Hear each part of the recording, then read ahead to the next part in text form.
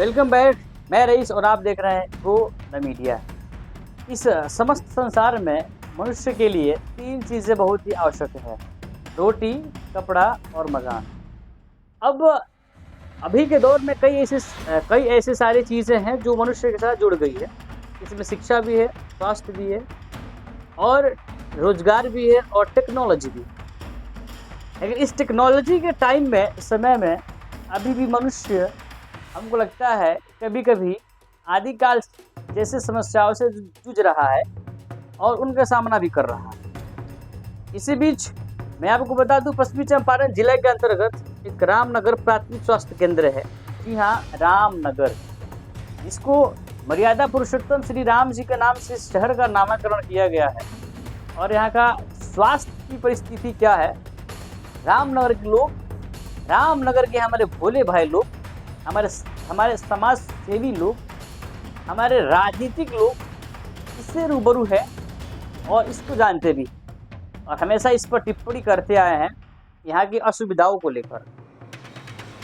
लेकिन मैं यहाँ पर कल शाम में एक दृश्य देखा जिसको मैं चौंक गया देखकर, और हमको लगता है कि शायद अपनी ज़िंदगी में या आप पहली बार इस तरह का दृश्य देखे होंगे। इसको आप सोचकर एक तो आपको दुख होगा और दूसरा आपको पछतावा होगा और तीसरा आप आश्चर्यचकित हो जाइएगा कि भाई ये लोग कर क्या रहे हैं। पहले आप इस तस्वीर को देखिए और फिर मैं आपसे आगे बात कर रहा हूँ।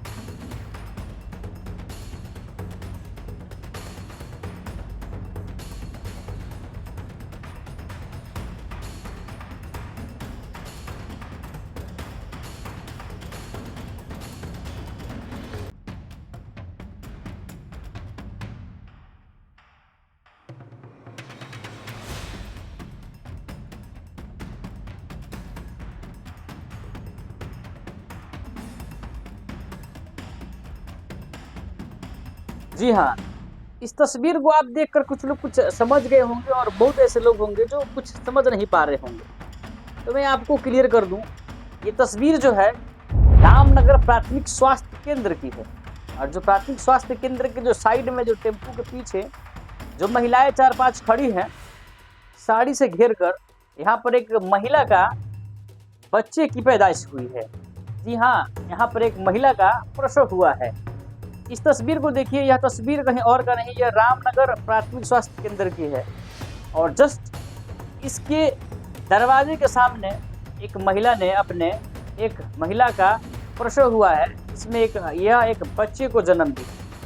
महज 5 कदम जैसे आप आगे जाइएगा तो आप हॉस्पिटल में एंट्री कर जाइएगा, और 5 कदम निकलिएगा तो आप हॉस्पिटल से बाहर आ जाइए। यह यहाँ की परिदृश्य है। लेकिन वास्तव में क्या वजह है इस महिला को इस PHC प्राथमिक स्वास्थ्य केंद्र रामनगर की दरवाजे पर अपने बच्चे को जन्म देना पड़ा?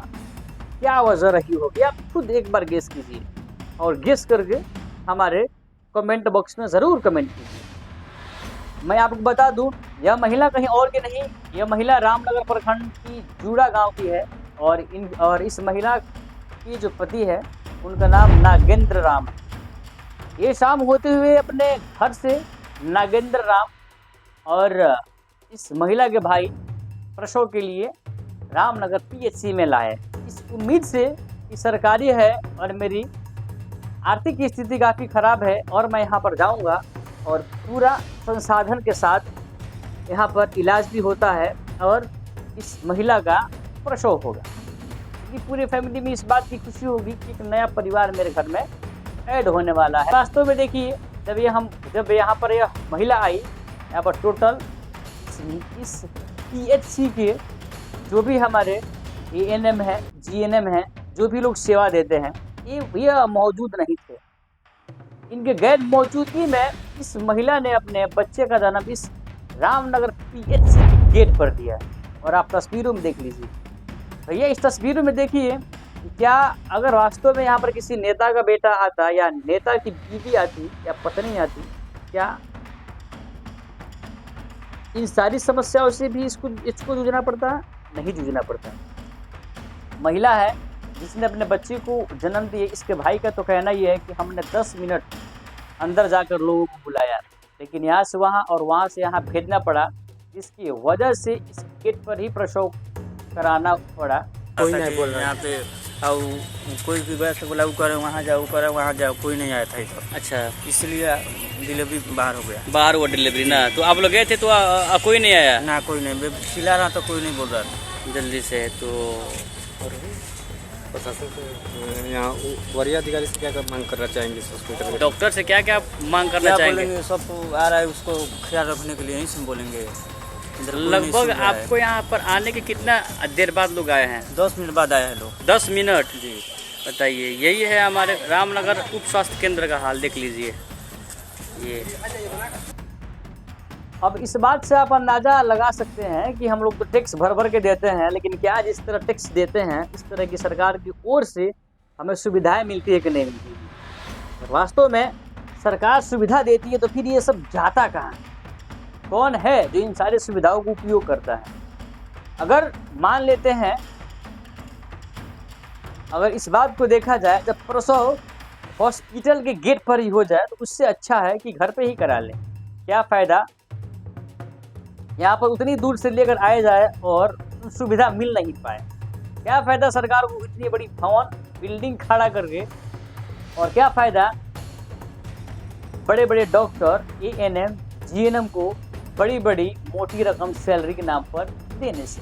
लेकिन वास्तव में क्या आपको लगता है इस तरह की जो भी कमियां हैं ये होनी चाहिए? और सबसे बड़ी बात यह है कि मैं जो भी हमारे यहाँ का चिकित्सा पदाधिकारी महोदय है उनसे भी मेरा आदवन गुजारिश है कि इन सारी चीज़ों को ये देखें, चूँकि प्राथमिकता क्योंकि सबसे बड़ी प्राथमिकता यही है।